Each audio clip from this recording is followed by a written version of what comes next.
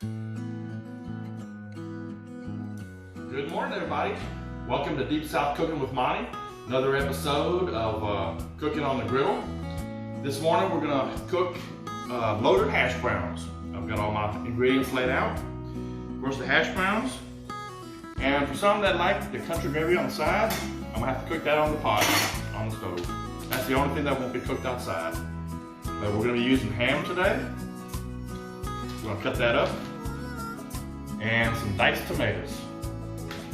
And we'll cook down onions, bell peppers, and a little bit of green onion. And it can't go wrong with the cheese. So we're gonna top it off with that. Next, I'm gonna go ahead and just cut everything up. We'll be right back and we'll show you how to do it further.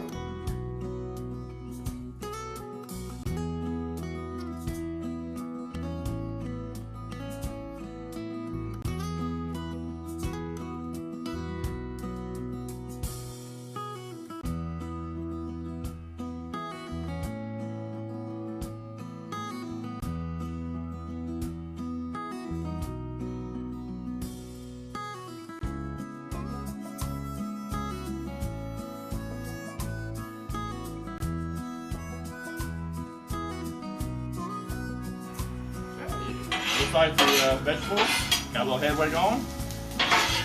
Come in and you can take a look. The coloring is nice. Now, if you haven't watched my other videos, what I do is I get them to the nice color that they're at. And I slide them over.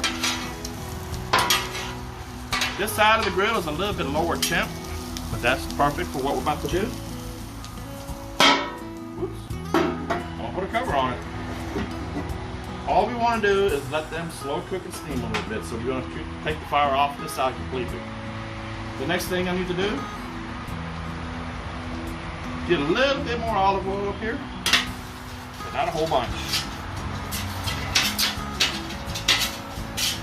Just want to keep it non-stick. The next ingredient is butter. There we are. And I love this feature where I can just put my trash right here on the inside.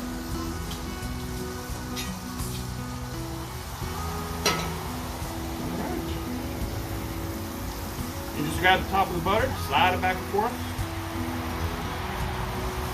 There we go. Trying to get the whole thing to melt.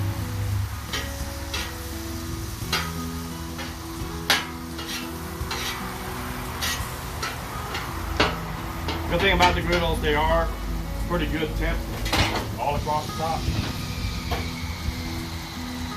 Right now we're cooking on about 350 degrees. That's what my infrared temperature gauge shows. So we want to start piling some hash browns. This is actually the star of the meal we're making.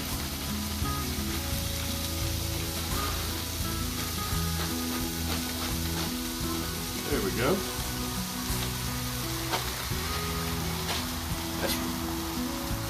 Now they're a little bit frozen still, but that's okay. We're going to try to put a little shape to them. And I'll keep them round. There we go. As they defrost, then I can start compressing them. But they're cooking in the butter.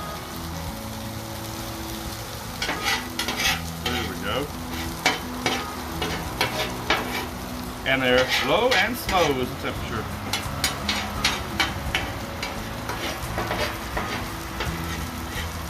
I think that's a pretty good size right there. I may add a little bit more to this one over here.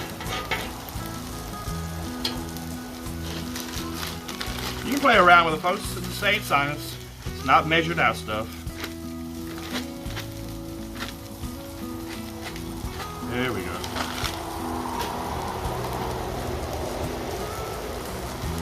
There. Now, once you get it nice and circular, like I mentioned earlier, just keep compressing it. You want to get it nice and flat. I can still feel where it's a little bit frozen. So this is going to take me a couple more minutes to get it right where I want it. What you want is a singe, a nice crisp on the edge. All right. I think so far everybody gets the point. We're gonna let it cook a little bit down, and we'll pan back in just a few minutes as they get a little bit closer. All right, folks, you can see how they're starting to come along good. Now I've switched my tools and I'm using my hamburger flipper.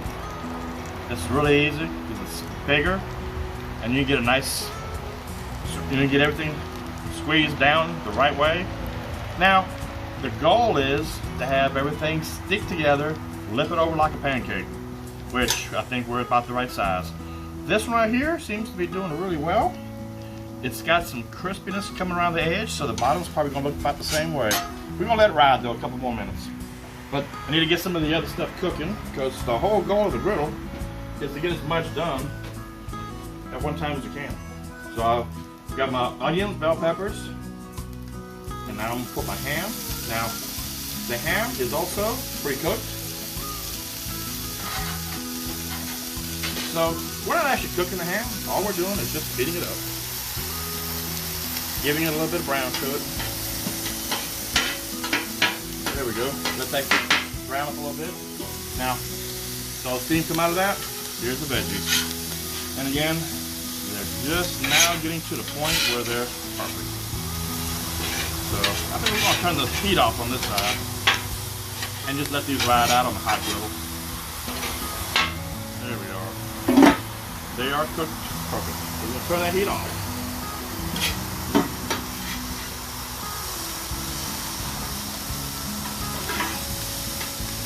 There we are. You can start seeing the color in the ham change. Man, that smells good. I am some kind of hungry too after looking at all this. There we are. Let that ride a minute. So the only things we really got left is to finish letting those cook down. And we're going to do some tomatoes. Let me put these up to the side. They literally took 2 minutes to cook. I don't really want to overheat them because I don't want to really make them dry up hard. That's not the goal. The goal is just to make them warm. Actually, I don't need any more oil. A can of diced tomatoes comes out a little juicy. There we go. All I'm doing is let the juice cook away.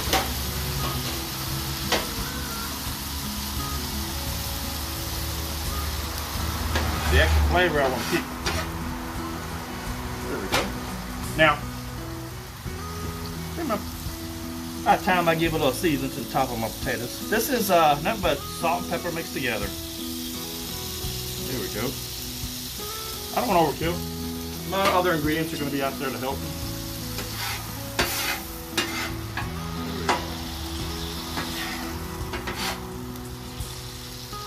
Tomatoes, I got them on this other side where its temperature's already been down.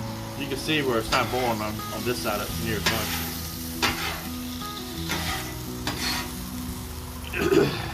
There we are.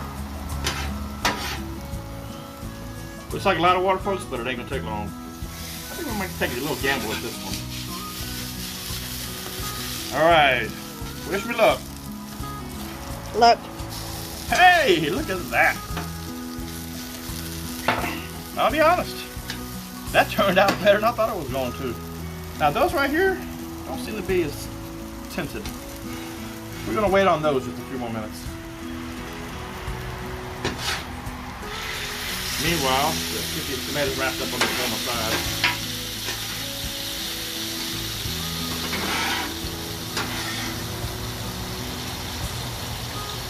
Now, if we were inside the house, I'd have a lot of eyes going. But instead, I can do it all on one pot. I've actually got the potatoes cooking. I got the ham cooked. The tomatoes are about 50% done, and the bell peppers are done. So the only thing I got left is lift these dudes, let the water singe out of that, and I'm finished. We'll pan in just a couple minutes again. All right, let's see. The tomatoes are just about where we want them to be. We just want the juice out. Slide these over here. There we go. We'll just let them ride. Let's get this other one flipped over. All right, folks, like the first one. Wish me luck. Come on.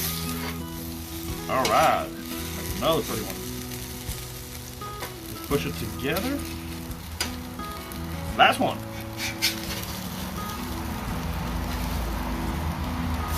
Wow, 3 in a row. Boy, I feel like I won a lottery. Okay, now we just gotta let these burgers cook on this side. And we're gonna actually be wrapping up here very soon. Now I want these tomatoes to be just a little bit on the juicy side still, so I think we're ready to pull them off. And the ham. So we're gonna work on that right now while we let those hash browns do their thing. There we go. Now, ham, come on off. Trying to get the spot where I can handle the food and I can watch me take it off. There we go.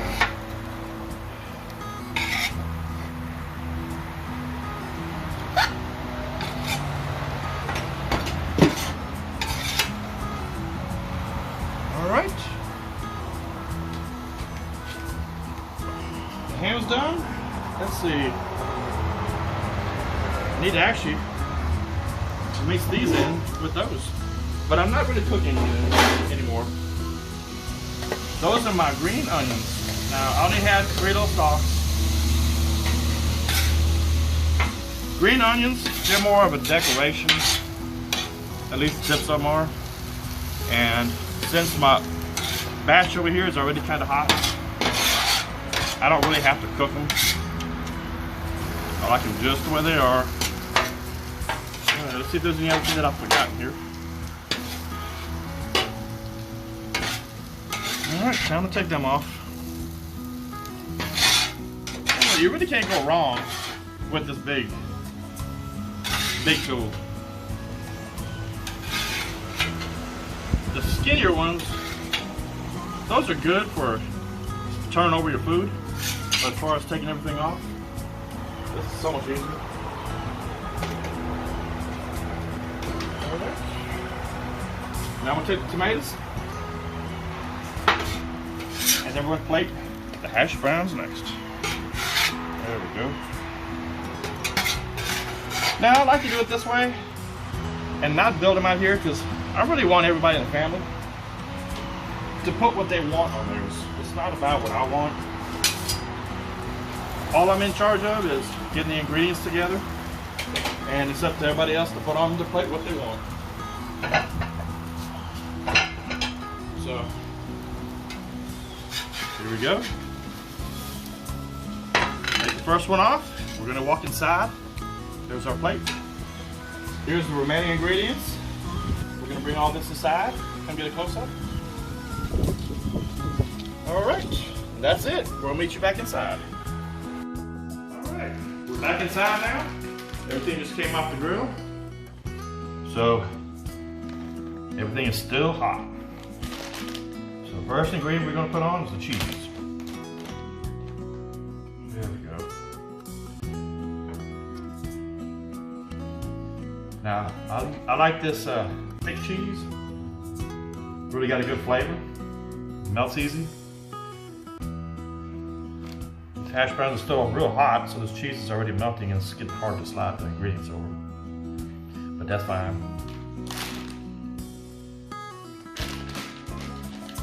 Now, I'm only going to actually put one together for me because my wife and daughter are going to be doing their own. So, this is just a quick, easy part. Put it together the way I want to put it together. So, I'm going to start off with some of these tomatoes. And folks, there is no right or wrong on any ingredient that you choose to put on top of your hash brown. You can use sausage, you can use ham, you can use both, you can use bacon. Really don't matter. whatever you like. And if you don't like bell peppers and onions, you ain't got to use that either. That's simple. There we go. But when I say loaded hash browns, I want to have as much ingredient as I can available to me. And I'm gonna top mine off with it. I like it with a little bit of country gravy. There we go. I want to do just a light coat. There we go. All right, folks. Now it's time to let everybody else put their plate together, and we'll pan in again soon. Okay, folks, I guess the most important part is, how does it taste? So I got my stuff together over here. Cool it off a little bit where I can eat it now, because it was about 300 degrees.